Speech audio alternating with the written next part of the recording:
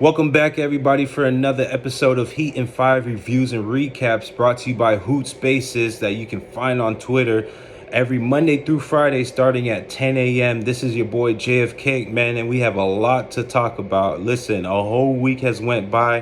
5 games were played. We finished 3-2, above 500 again, staying above that line where we need to be. We are now currently 6th in the East in the playoff race. So as long as we can contain this, we're looking good. But I'm about to get into it. We got a couple games we got to speak about until we get into rivalry week. And we went against the Boston Celtics, and I'll definitely get into depth with that game. But I'm going to go ahead and start off with the first couple games that we played was on MLK Day. We started in Atlanta, and that was a tough loss. Listen, Trae Young and DeJounte Murray did their thing in the last couple of seconds. We tried to have a comeback, but it was not happening. I think Atlanta has that magic on MLK Day. I'm not going to try and refute it, so I'll go ahead and take that L. But the next game we have coming up, we had the Pelicans against Miami Heat. Now, it was looking kind of good when we heard that Brandon Ingram and Zion Williamson were not going to play. But we end up winning that game 124-98. It was looking really good for us, especially when CJ McCollum was still shooting his shots.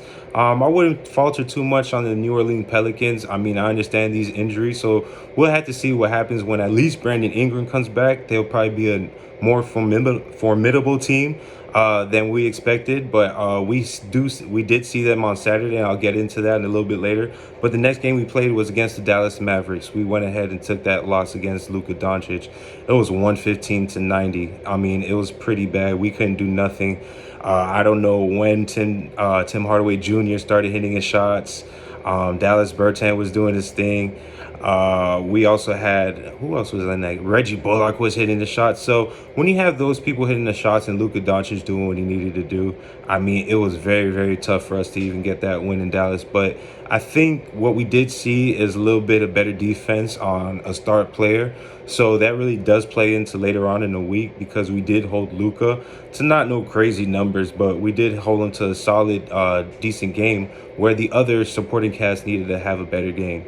But moving on, like I said, we saw the New Orleans Pelicans again. We have been on these series games where we play these teams either back-to-back or one game apart from each other. But, I mean, it kind of shows that we can, not lose a series against these different teams. But we went ahead and got that W. It was 100-96, a very close game, a very ugly game. And the thing about it, if you are an opponent that is going against the Miami Heat and you end up getting into an ugly game where you're not shooting well and you have to rely on defense and actual good shots that aren't contested pretty bad, then this is where the Heat excel.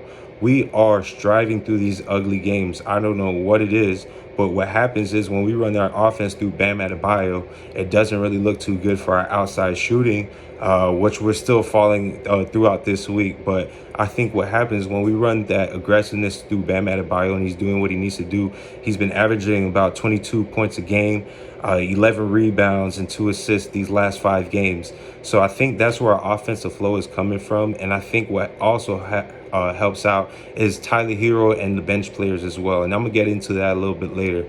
But those were the games. We end up finishing 2-2. So we have to jump right into rivalry against the Boston Celtics. And man, I'm not looking forward to that game. But there was something that came out before the game happened. They did play the Orlando Magics before they came and saw us. And a lot of teams do play the Magics before they come to see us. It's kind of like the little Florida road trip. And the thing I like about the Orlando Magics is we can see exactly where these teams are on the Richter of, going against these teams that are unknown like the Orlando Magics and how they fare out to them.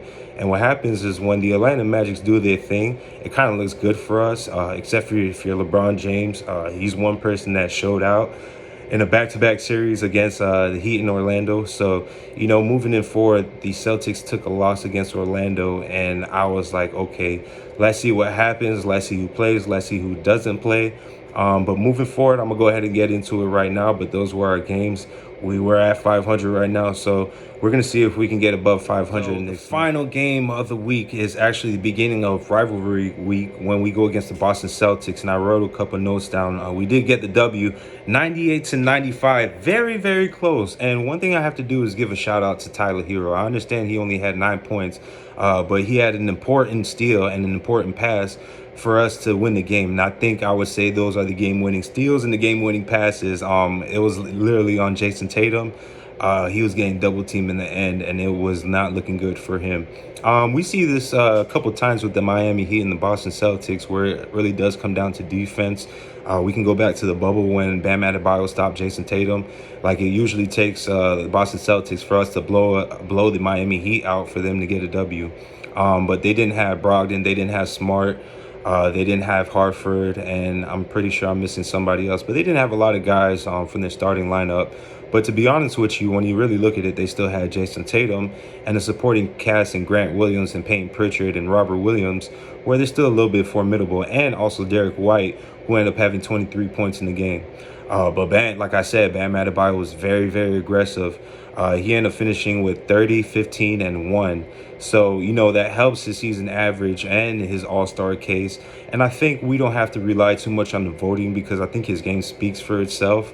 In the last 15 games, in this season, I should say, when Bam Adebayo takes 15 shots, we are 20-10. And then when he goes ahead and takes 18 shots, we are 12-5. And why am I saying this? What we see with Bam Adebayo on the offense, he's being a lot more aggressive when he's going down the court. He's not passing the ball looking for outlet. He's actually going up on the drive or trying to take those shots. And he actually pointed to this earlier in the season when the media asked him about his shot attempts, and he said he was going to take more than his average, which is 15, and try to boost that up to 18. And it looks like when he takes the 18 shots, 12-5, I'll take that record any day. These are numbers that just make another case for Bam Adebayo for All-Star. In the last 5 games, he's been 22, 11, and 2, like I said, including 2 blocks and 1 steal. The bench was flowing. Was flowing. And I'm not talking about, the guys starting or whatnot. I'm talking about the guys who's supposed to be on the bench when we do have a healthy squad. And I'm talking about Victor Oladipo had 12. I'm talking Max Strus had 13. And Hayward Highsmith had 15 points. He went 4 for 4 from the 3-point line, had 9 points in the fourth quarter. Man, he was on fire. And to be honest with you, we really do wonder about the 4 spot and what Pat Riley's going to do coming with the 4 spot. But I think what we have here is, if we have to split the 4 spot down the middle, what you have is Hayward Highsmith and Caleb Martin. I think although those two have their disadvantages when it comes to maybe height and size, I think they do offer a lot of positive things when it comes to Hayward Highsmith and his defensive prowess, because that's what we saw what happened on Jason Tatum. Like, I understand Bam was playing amazing defenses, and there's a lot of other people to play defense on, but Hayward Highsmith has to get some type of credit for helping out on that defensive side.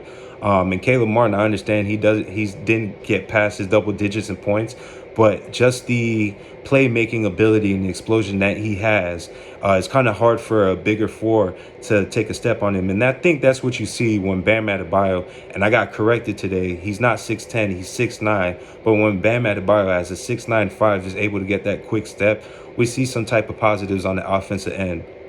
I have to definitely talk about the split series. Look, we're coming into it. The first game, we didn't do so good against the Boston Celtics. I think Jason Tatum had like a 40-point game. And the next couple games, it was very close games. I know one of them we missed by a big Jaylen Brown 3, which took it to overtime. But the other 2 games, it was a tight game within the regulation of the game, where we were able to come out with it off of a defensive, stop and also an offensive shot. Moving on, in other news, Miami Heat did change their name from the FTX to the Miami-Dade Arena. So I don't think we'll be seeing any of those endorsements until next season. But moving forward, we're looking really good, because what happens, the team is actually forming into a playoff rotation team. When we see the Oladipo, Strus, and Highsmith getting these type of numbers, we see that we have 3 guys that can come off the bench and help us.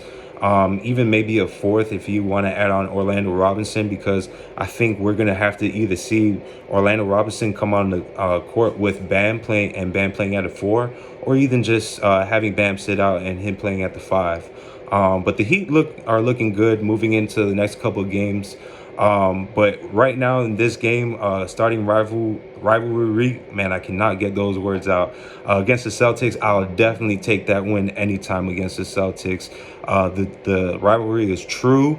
It's kind of like UM and FSU, probably on that level, not on that level, but it's getting there. Within the last 5 years, it has definitely intensified. We can go back to LeBron James days when he was dunking on Jason Terry. Even before that, we can go back when the Celtics were just dominating the Miami Heat when we had Alonzo Mourning and Tim Hardaway.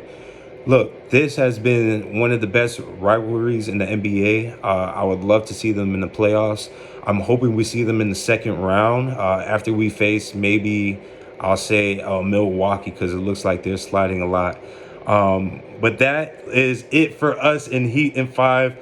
There's a lot more information I want to say, but I'm going to go ahead and say that for the next episode. I just want to thank you guys for tuning into not only Heat in 5 reviews and recaps, but also Hoop Spaces every Monday through Friday, starting at 10 a.m. You can definitely catch me in there trying to bother Chris with my jokes and my slanders against Ben Simmons and Draymond Green. Also, shouts out to JP, Justin Patton, for holding it down on the YouTube end and the editing as well. Just a shout out, if you are a fan of any team out there in the NBA, please, you can do what I do. It's very easy. Go ahead and just put your creative brain together, come up with a catchy title. Justin Patton has the whole layout for you guys, the whole blueprint. So if you want to get ahead, hop on that, hit him up in the DMs. That's Justin Patton on Twitter. But that's it for me, guys. Just want to thank you for, again, tuning in to Heat in 5 reviews and recaps.